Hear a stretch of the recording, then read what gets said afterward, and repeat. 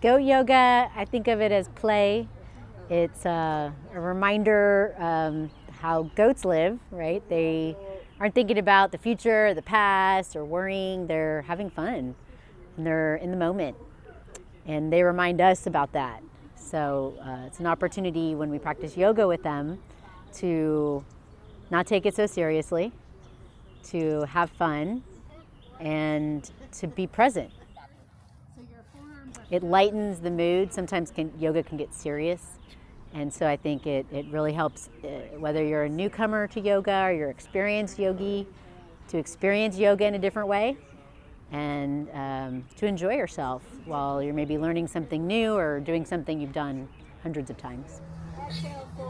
Goats have a good balance themselves. They have great balance. So when they hop up on you, they're balancing themselves on you, which is another reminder of what we're doing in our yoga practice is finding balance.